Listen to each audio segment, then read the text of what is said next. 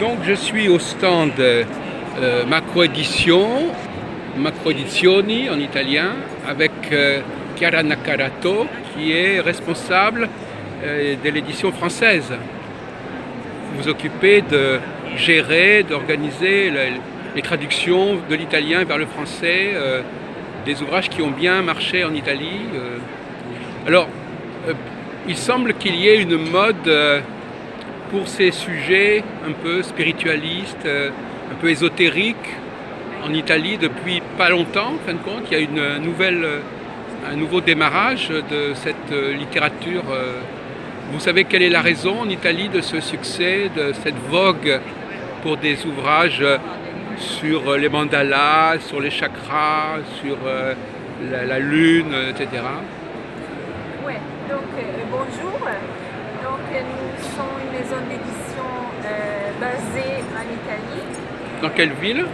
Dans Cesena, oui. Qui est une ville très proche de la mer Adriatique. Ah oui, d'accord, près de Ravenne, par là. Entre Bologne et la mer Adriatique. D'accord. Et en Italie, il y a longtemps que nous publions de livres de santé alternatifs, médecine douce, de développement personnel. Il y a 30 ans en fait. Et nous souhaitons traduire en langue française tous les meilleures ventes de notre catalogue italien. Oui. En Italie, nous avons un catalogue de 3000 titres. Et en France, il y a 5 ans que nous proposons les publications françaises, qui sont le résultat d'une recherche dans le monde des titres les meilleurs en fait. Nous participons au Salon du Livre de Francfort, de Londres, de New York, de Moscou, de Prague. Et le résultat, c'est que nous choisissons les titres pour le bien-être holistique de l'être humain. Mais vous avez choisi vous traduisez seulement en français, pas dans d'autres langues. Nous traduisons en français, en italien, en espagnol. Ah, aussi en espagnol. Oui, nous avons un site internet espagnol, un site internet français. Macroediciones en espagnol. Il Giardino dei Libri, il Jardin del Libro. Ah, ça s'appelle comme ça, d'accord. Donc, la question que vous m'avez posée, c'est, il s'agit d'une mode, il s'agit d'une tendance. En fait, en Italie, mais on peut parler en général dans la dimension de l'existence de l'être humain, il est venu le temps de prendre conscience que le bien-être et la santé, ce n'est pas quelque chose que nous pouvons déléguer, que nous pouvons mettre dans les mains des autres personnes, mais il faut être aussi consciente que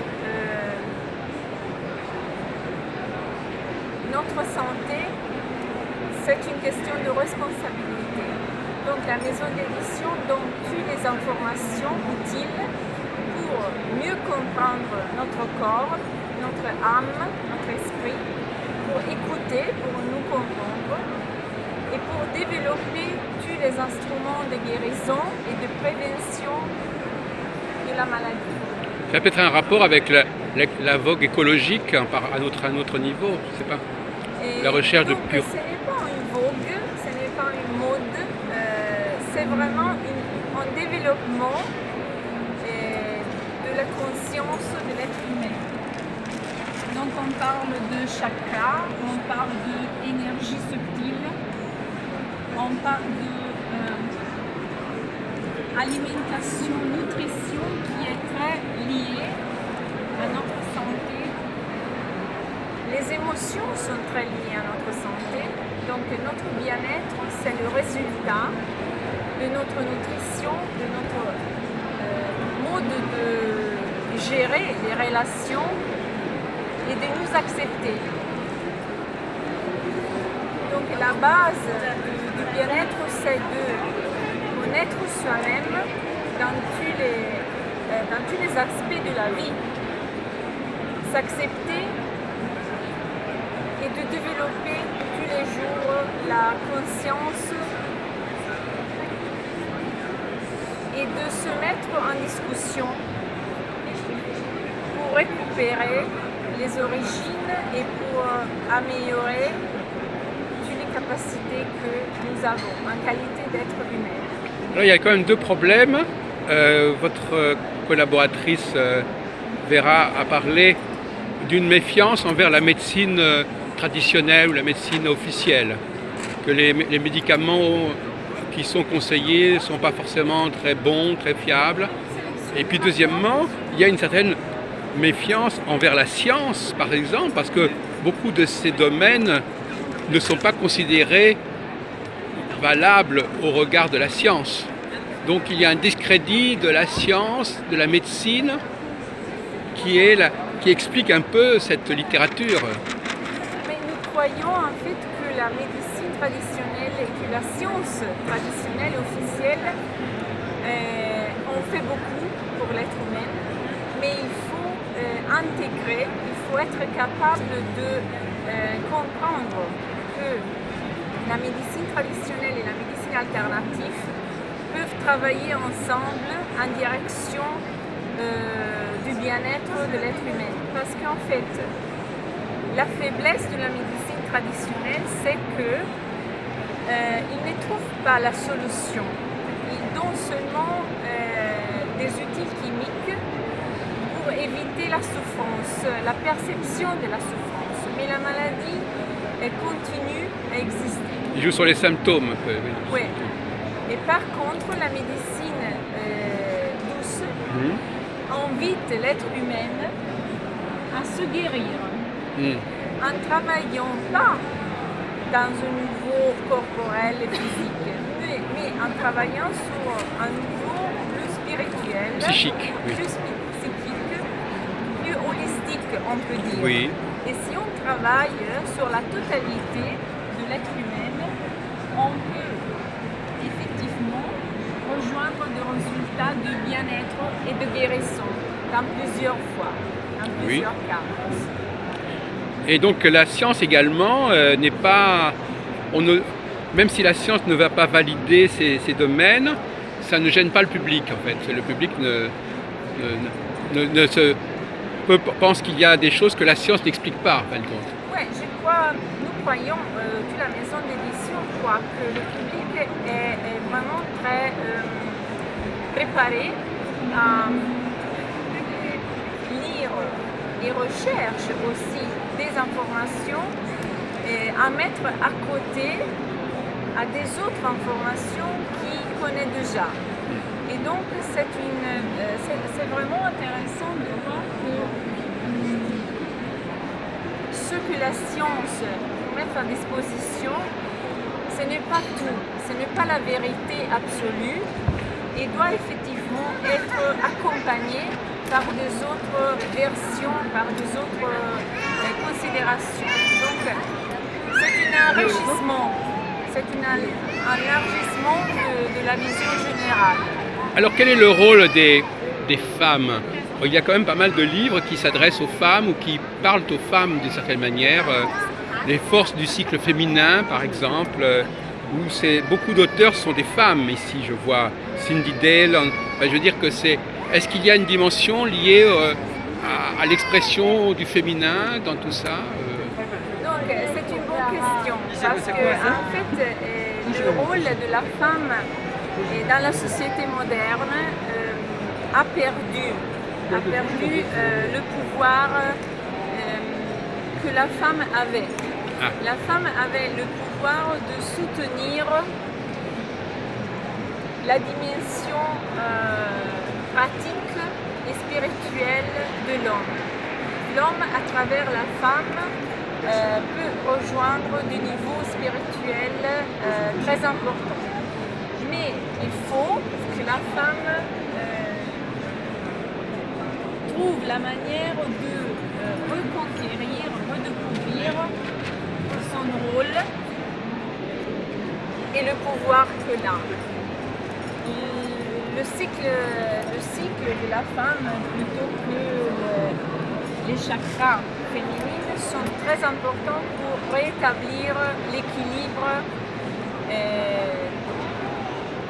on peut dire de la terre, on peut dire de l'être humain homme et de l'être humaine femme. Il faut rétablir l'équilibre. Rééquilibrer, oui. Rééquilibrer, oui. Et tous les livres que nous publions sont en direction d'une rééquilibration des énergies, rééquilibration de la nutrition, rééquilibration de notre développement personnel. Nous sommes invités à trouver notre équilibre dans le développement personnel pour faire développer tout le monde et la Terre aussi. La mission, c'est d'améliorer nous-mêmes et améliorer la Terre. Alors il y a un certain intérêt pour les cycles. C'est quelque chose une meilleure connaissance des cycles. Par exemple, dans ce livre, je trouvais que c'était intéressant, ce livre de Miranda Gray. Il faut comprendre des phénomènes qui se passent en nous, qui agissent de manière subconsciente. Il faut respecter les temps. Voilà. Et donc l'horloge des organes, par exemple. Oui. Donc nous avons une horloge interne et la Terre a une horloge. Donc il y a le temps pour tous et pour tout. Il faut tout simplement redécouvrir la dimension plus simple et plus essentielle et fermer le temps et donner le temps au temps. Nous avons perdu la dimension de la conscience, la dimension de la calme, le rythme de la conscience. Nous l'avons perdu. Nous sommes trop rapides, nous sommes trop, on peut dire, trop surfing. Nous n'avons flottant. Ouais.